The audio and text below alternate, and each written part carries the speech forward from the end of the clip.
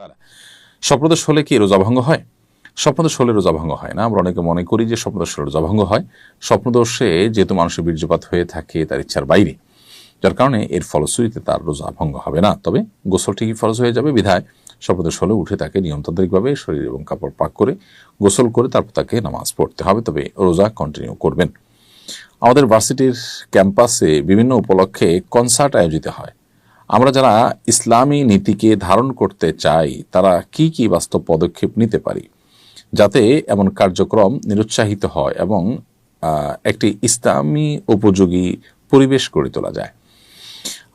দেখুন, বিশ্ববিদ্যালয় ক্যাম্পাসগুলোতে বিভিন্ন উপলক্ষে যে কনসার্ট হয়ে থাকে, এই কনসার্টগুলো যারা আয়োজন করে তারা বেশিরভাগই বয়সের তরুণ। দিনী চেতনা তরুণদের মধ্যে কমে যাওয়ার কারণে কিন্তু এগুলো হচ্ছে। আমরা যদি দিনী চেতনা মানুষের মধ্যে, তরুণদের মধ্যে বাড়াতে পারি, তাদের মধ্যে দাওয়াতি কাজ করতে পারি, তাদেরকে যদি দিনমুখী করতে পারি, তাহলে ইনশাআল্লাহ বিইذনিল্লাহ এগুলা কমে যাবে, আল্লাহ চাহেন তো।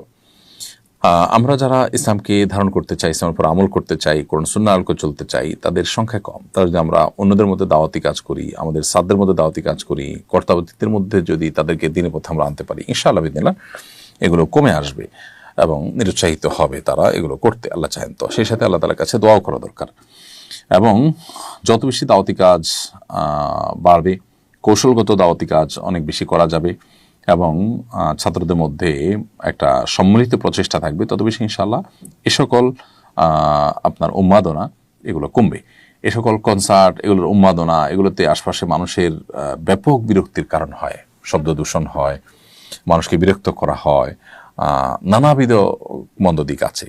এবং সবচেয়ে বড় কথা হলো, একজন মুসলমান তিনি এই সমস্ত গান বাজনা এগুলোর ফলশ্রুতিতে যে আল্লাহর অসন্তুষ্টির পাত্র হবেন, সেই সাথে হেদায়েত থেকে দূরে সরে যাওয়ার আশঙ্কা হয়। যারা এগুলোর মধ্যে ডুবে থাকেন তাদের অন্তর অনেকটাই হেদায়েতের জন্য অনুপযোগী হয়ে পড়ে। তো সেই জায়গা থেকে আমাদের নিজেদের বাঁচা এবং সবাইকে বাঁচাবার জন্য আমাদের সংগ্রাম চালাতে হবে।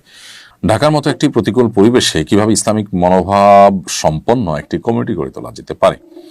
দর্শক, এজন্য আপনার পরিচিত সার্কেলের মধ্যে যারা দিনকে সিরিয়াসলি প্র্যাকটিস করতে চান তাদেরকে নিয়ে আপনি যদি কোথাও বাসা ভাড়া নেন, একটা বাসায় ওরকম মানুষদেরকে আপনি একত্র করেন, অনবোর্ড করেন, আশপাশে তাদেরকে রাখেন, তাদের সাথে থাকেন, তাহলে ইনশাআল্লাহ এটা আমাদেরকে সাহায্য করতে পারে একটা দিনই অনুকূল পরিবেশে সন্তানদের বড় করবার ক্ষেত্রে।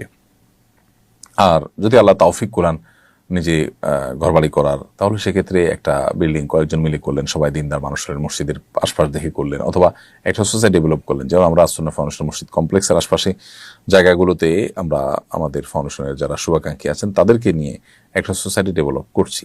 এই টাইপের কাজ যে কোনো জায়গাতে আপনি আপনার উদ্যোগে আপনার সামর্থ্য অনুযায়ী আপনি করতে পারেন। গ্রামে হতে পারে, শহর হতে পারে, ভাড়াটিয়া হয়ে হতে পারে, বাড়িওয়ালা হয়ে হতে পারে। এর পাশাপাশি একটা উদ্যোগ আমরা নিচ্ছি, সেটা হলো আসুন্নাহ ফাউন্ডেশনের একটা বড় শেড তৈরি হচ্ছে। সেখানে ইনশাআল্লাহ বিইذনিল্লাহ প্রতি জুমাবার দিনভর ফ্যামিলি ডে আমরা উদযাপন করার চেষ্টা করছি। সেখানে বাচ্চাদের জন্য বিভিন্ন খেলাধুলার রাইডের ব্যবস্থা থাকবে, বোনরা নিজেদের মধ্যে পরিচিতি এবং আলাপ আলোচনা এবং তাদের মধ্যে ভালো জিনিসগুলোর এক্সচেঞ্জ করার সুযোগ পাবেন, এবং নারী পুরুষ সবার জন্য দিনী হালাকার ব্যবস্থা থাকবে। তো এই আয়োজনটা বিনোদন এবং দিনী চেতনা বৃদ্ধি নিজেদের মধ্যে, সেজন্য আমরা করব ইনশাআল্লাহ তাআলা। এটা নিয়ে আমাদের ব্যাপক পরিকল্পনা আছে। আশা করি এটা আপনাদের কিছুটা হলেও এই চাহিদা পূরণ করবে। মেয়েরা কি রোজা পূর্ণ করার জন্য ওষুধ খেয়ে মাসিক বন্ধ রাখতে পারবে? এটা উচিত নাকি অনুচিত? মেয়েরা রোজাকে পরিপূর্ণ রাখার জন্য, পুরো মাস রোজার জন্য, ইস্তেমাসের জন্য কেউ ওষুধ খেয়ে যদি বন্ধ করতে চান করতে পারেন, কিন্তু সেটার কোনো বড় সাইড এফেক্ট তার মধ্যে পড়বে না, সেটি তার নিশ্চিত হতে হবে। যদি বড় কোনো সাইড এফেক্ট হয়, ক্ষতিকর কিছু হয়, তাহলে নিজের জন্য ক্ষতি হয় বা নিজেকে ক্ষতির মুখে ঠেলে দিতে হয়, এরকম কোনো কাজ করতে আল্লাহ তাআলা আমাদেরকে নিষেধ করেছেন। আল্লাহ বলেছেন, ওয়ালা তুলকু বিআইদিকুম ইলা তাহলুকা, তোমরা নিজেদেরকে ধ্বংসের দিকে ঠেলে দিও না। তো এরকম কোনো সাইড এফেক্ট যদি না থাকে, তাহলে সেক্ষেত্রে এরকম পিল বা ওষুধ খেয়ে আপনি মাসিক বন্ধ রেখে পুরো মাস রোজা রাখতে পারেন।